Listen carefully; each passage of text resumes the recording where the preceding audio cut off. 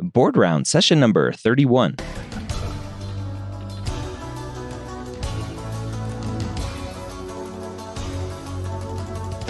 The moment you step foot on campus as a medical student, you are gearing up for one of the biggest tests you'll ever have to take. USMLE Step 1 or COMLEX Level 1. The medical school headquarters and Board Vitals are going to help you prepare for your first board exam with questions, pearls of information, and guidance to make sure you have what it takes to score high and match into your specialty of choice. Now, welcome to Board Rounds. My name is Dr. Ryan Gray, your host here every week. As always, I am joined by Dr. Karen Shackelford from Board Vitals. If you are a first or second year medical student and you haven't checked out boardvitals.com, I encourage you to head over there. You can even save 15% off of their QBank using the coupon code BOARDROUNDS. That's all one word.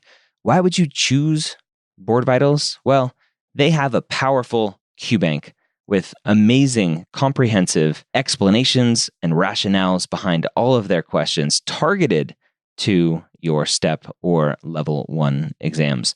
If you have questions, if you do a 3 or 6 month plan, you can ask a clinician, ask one of the physicians behind all of the questions, a question about your question. I know they're hard at work at revamping their QBank as well, so you're getting up-to-date board review questions. Again, go to boardvitals.com, use the promo code BOARDROUNDS to save 15% off. Dr. Karen Shackelford back for some more Board Rounds. How are you today? I'm good, Ryan. How are you doing? I'm doing great. Thank you. What do we have in store for us today? Today we have a 55-year-old male with a 40-pack year history of smoking who undergoes a low-dose chest CT for lung cancer screening. And imaging results show a peripherally located, well-circumscribed 2-centimeter mass in his right upper lobe, and it has popcorn-like calcifications. So which of the following describe the characteristics of this mass most likely? A, it's composed predominantly of fat and cartilage. B, it's composed of poorly differentiated neuroendocrine cells. C, it's most likely composed of significant glandular components. D, it is caused by keratin production and intercellular desmosomes. And E, it's formed by caseating granuloma around the causative organism. Ooh. So popcorn. So I'm going to eliminate that last one because the last one I believe is referring to TB, and this doesn't sound like TB. I never heard of popcorn lesions with TB. Yeah. Outside of that, can you go through the first answers again? Sure. Composed of predominantly fat and cartilage is the first answer. Fat and cartilage. So that sounds more or less like a benign tumor. B is poorly differentiated neuroendocrine cells, which sounds like a malignant small cell lung cancer. Yep. C, significant glandular components, which would make you think of adenocarcinoma, right? Mm-hmm. And D, keratin production and intercellular desmosomes. And what would I be thinking that one? Hints. Yeah, I was going to say, come on, give me a hint on that one. Sorry. Oh, man, I like that. So popcorn, it's funny. Popcorn to me, I think I remembered some sort of mnemonic or some sort of thing way back in the day that like popcorn isn't dangerous. Like popcorn's good food. And good. I've never heard that, but yeah. Yeah. And so based on your small little hints there, I would probably go with the first one because it's kind of more benign. Yeah, that's exactly right. I was going to kind of like lean heavily on the well-circumscribed. Mm-hmm. But yeah, the popcorn, I'd never actually heard that tip. So a well-circumscribed lung tumor with predominantly fat and cartilage is a hamartoma. And it's the most common benign tumor of the lung. Usually contains connective tissue, fat, and cartilage, and classically associated with popcorn-like calcifications on imaging. They're relatively large, 2 centimeter, well demarcated, and they rarely impinge on surrounding structures.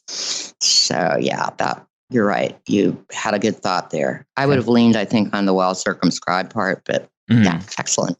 And so to me, if there's a question potentially about talking about management, right? What's the management of this? Usually something like that. It's probably pretty conservative management. Oh, yeah. I would think like if it's a pulmonary hamartoma, if it doesn't, I mean, it would be more beneficial not to undergo surgery than otherwise. I think the approach to those tumors are individualized, but once it's diagnosed stable nodule, I mean, I don't think there's anywhere else to go. Yeah.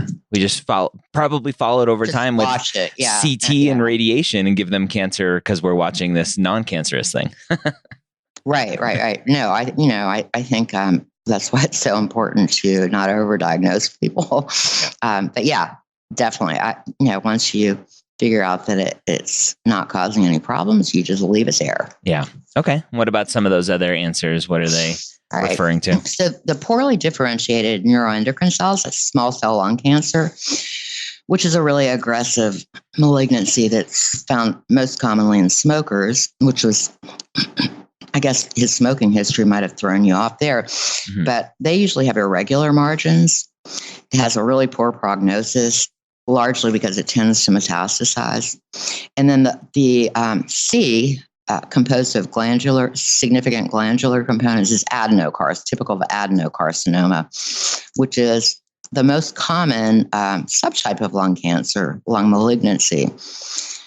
It has both solid and ground glass components on imaging. It's pretty heterogeneous looking tumor.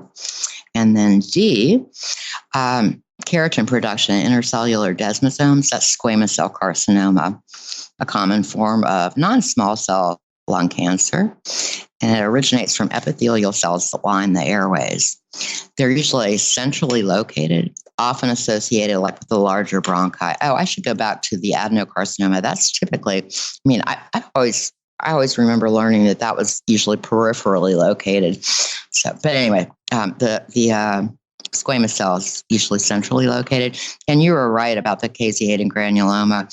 Pulmonary tuberculosis is a caseating granuloma around causative organism.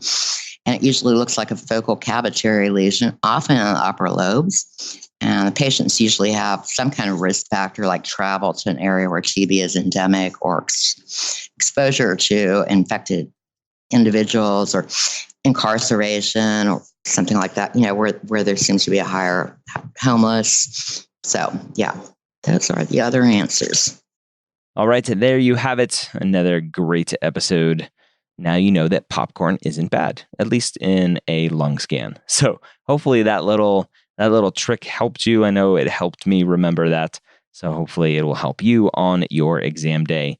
Now, I would love if somehow this comes up on your board exam and you're like, oh, I remember Ryan talked about popcorn being good. This is a benign thing and we just got to wait and watch. And that's a question you get. I would love for you to shoot me an email, ryan@medicalschoolhq.net, and let me know that I was able to help you with that popcorn reference. I hope you have a great week. We'll see you next time here on Board Rounds.